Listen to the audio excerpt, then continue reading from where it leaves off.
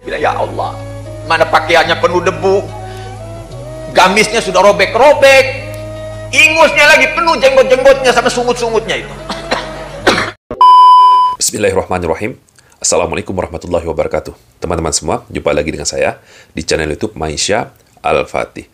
Pada kesempatan kali ini teman-teman, kita kembali akan mendengarkan kisah kurafat dari seorang Habib teman-teman. Alasan Habib ini atau sejarah dari Habib ini hingga dia datang ke Indonesia.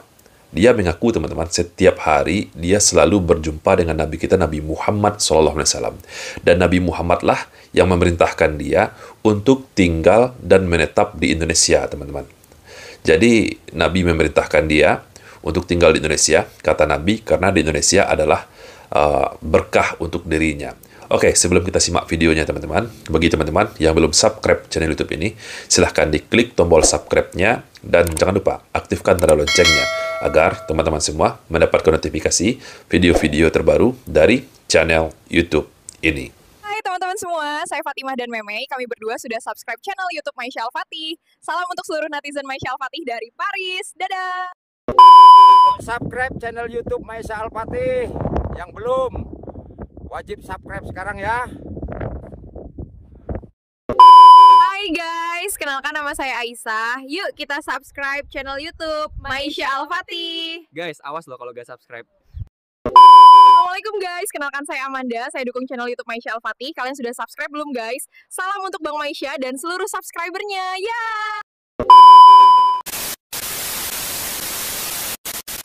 Allah, ilmu apa lagi yang belum ada sama saya ini? Masih ada guru satu.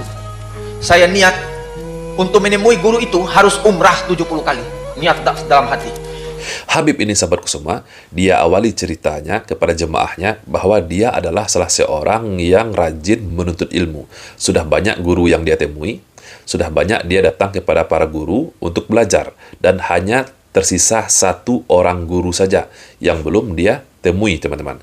Dan dia berniat untuk melakukan umroh sebanyak 70 kali sebagai syarat untuk menemui gurunya yang terakhir teman-teman. Oke, kita lanjutkan lagi videonya.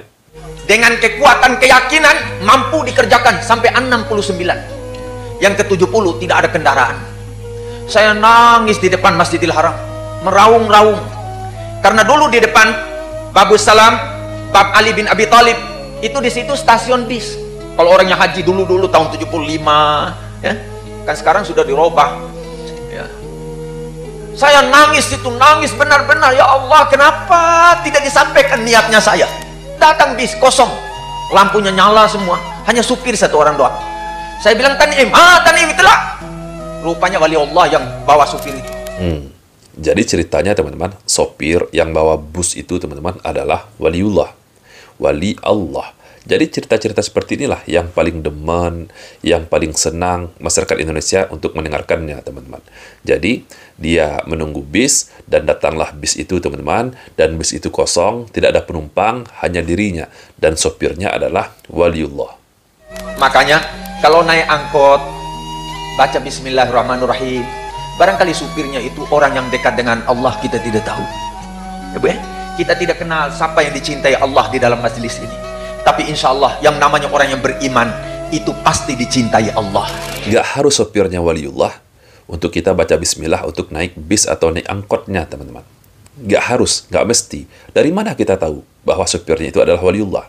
Siapapun sopirnya teman-teman, kita memang disunahkan membaca doa terlebih dahulu. Baca doa naik kendaraan. Jadi nggak perlu kita menunggu bahwa sopirnya ini wali atau enggak. Nggak penting, meskipun seandainya sopirnya adalah orang kafir, namun ketika kita naik kendaraan, kita memang disunahkan membaca doa kepada Allah. Tapi yang punya rahasia Allah, kita nggak bisa lihat, kecuali siapa yang pegang rahasia Allah. Dia bawa saya di tengah padang pasir, dulu belum ada rumah itu antara Makkah dengan Tanim, padang pasir. Ada orang kasih berhenti, bas, berhenti itu bis. Tanim, dia juga bilang Tanim, naik. Dia duduk berdempet dengan saya, padahal kursi ini kan kosong, nggak ada manusia, cuma saya sendiri duduk berdempet. Saya bilang, ya Allah, mana pakaiannya penuh debu, gamisnya sudah robek-robek, ingusnya lagi penuh jenggot-jenggotnya sama sungut-sungutnya itu. Di dalam bis yang dia tumpangi, teman-teman, yang tidak ada orang, hanya ada dirinya, satu orang saja sebagai penumpang, dan ada satu orang sopir lagi yang katanya adalah waliullah. Lalu tiba-tiba, teman-teman, bisnya ini di-stop, diberhentikan oleh salah seorang laki-laki yang gamisnya robek-robek, yang mana jenggotnya berantakan, katanya, teman-teman, sampai ingusnya berserakan di kumis dan jenggotnya, teman-teman. Dan duduk persis di sebelah Habib ini, teman-teman. Dan ini adalah gurunya. Guru yang akan ditemuinya. Saya bilang, aduh, kotor apa kain ihram saya. Sedangkan besok Jumat, dia langsung berkata, bis, berhenti. Lalu dia noleh melihat saya, matanya keluar. Atadunnu thawbak andafu min thawbi? Kau kira baju kau lebih baik, lebih bersih dari baju saya?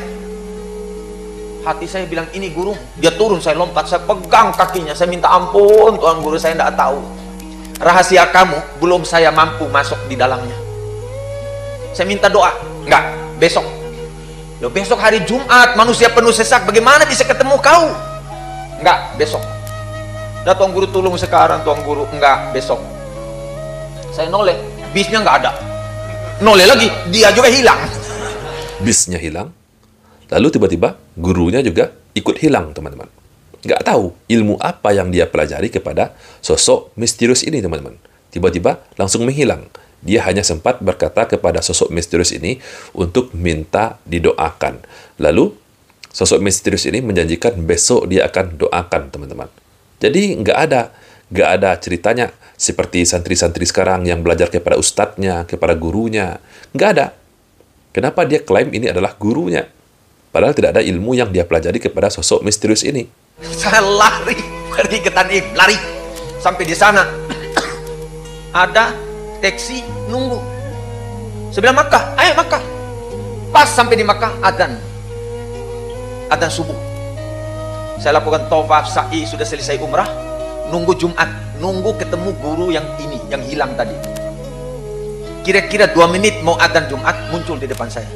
Anal barihah. Saya tadi malam itu, mukanya seperti susu putihnya, bajunya putih, nggak ada putih di dunia yang pernah saya lihat seperti bajunya beliau itu, seperti kainnya dari sorga. Dia suruh bangun, dia berdoa. Jadi ceritanya, sahabatku semua, Habib ini kembali bertemu dengan sosok misterius tadi, yang dia klaim sebagai gurunya tadi, tapi dengan penampilan yang sangat jauh berbeda. Pada pertemuan pertama, dia menjumpai sosok misterius ini dengan penampilan yang kumuh. Jubahnya kumal, robek, compang-camping, ingusnya berserakan di kumis dan di jenggotnya. Dan sekarang, teman-teman, sosok misterius ini tampil dengan sangat bersih. Wajahnya putih, berseri-seri bak susu, dan pakaiannya pun, teman-teman, bagaikan pakaian dari surga, kata Habib ini, teman-teman. Doanya sama dengan yang kedua tadi. Allahumma ja'alna minal mahbubin wa abidna min diwanil bu'ada'i wal matrudin birahmatika ya arhamar rahimin. Hilang. Sampai sekarang nggak ketemu.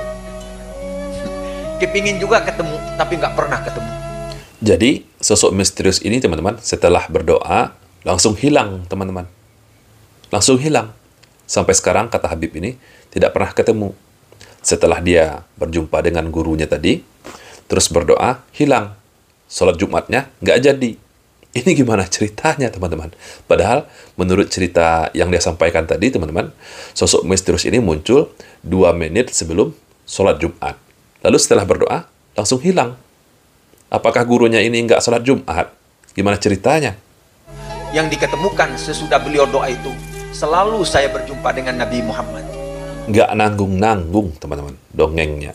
Setelah dia terakhir bertemu dengan sosok misterius tadi, yang mendoakannya tadi, maka Habib ini dia menyebutkan selalu berjumpa dengan Nabi Muhammad SAW. Bahkan yang memerintahkan dia tinggal ke Indonesia, menetap ke Indonesia, adalah perintah dari Nabi kita, Nabi Muhammad SAW. Pergi ke Madinah, saya tidak mau pulang, saya mau tinggal di Madinah. Tapi Nabi selalu bersabda kepada saya, irji ila Indonesia, fa innaka fikal barakah. Kau pulang ke Indonesia, nanti barakatnya ada di sana. Saya pergi ke Makkah, tidak mau pulang ke Indonesia. Datang lagi Nabi, pulang ke Indonesia. Di sana ada barakatnya untuk kamu. Jadi itulah mencari guru dan mengaji. Mudah-mudahan diberi rahmat selalu oleh Allah Subhanahu wa Ta'ala. Jadi apa faedah dari cerita ini? Apa manfaat cerita ini dia ceritakan kepada jemaahnya? Hah? Coba pikir. Adakah ilmu yang dia sampaikan kepada para jemaahnya? Jemaahnya hanya bengong, ngangguk-ngangguk mendengarkan dongeng dari Habib ini. Manfaatnya hanya untuk dirinya, teman-teman. Agar para jemaah, agar umat Islam yang ada di Indonesia menyambut dirinya dan mengelu-elukan dirinya dan mencintai Habib ini, teman-teman. Seperti kisahnya Bang Maman. Apapun yang diminta oleh Habibnya, maka berikan. Mau harta, mau apapun, diberikan. Ini manfaat untuk dirinya. Kenapa? Karena yang mengutus dirinya datang ke Indonesia adalah Rasulullah SAW. Kisah kurafat, kisah dongeng, doktrin, mendoktrin umat agar umat mencintai dirinya, agar umat gulu kepada dirinya, agar umat Islam yang ada di Indonesia mengkultuskan dirinya. Ini manfaatnya untuk dirinya. Manfaat untuk umat apa? Adakah ilmu yang dia sampaikan? Sepanjang yang kita dengarkan dawir dia tadi. Ini nggak patut dikatakan ceramah, teman-teman, karena nggak ada ilmunya. Kisah kurafat yang dia sampaikan, na'udzubillah. Jadi seperti inilah, teman-teman. Seperti inilah kebanyakan para habib-habib yang mengaku sebagai zuriyah dari Nabi kita, Nabi Muhammad SAW, yang ada di Indonesia. Oke lah sahabatku semua, semoga video ini bermanfaat untuk kita semua. Saya Reski Mesya Putra. Barakallahu fikum. Assalamualaikum warahmatullahi wabarakatuh.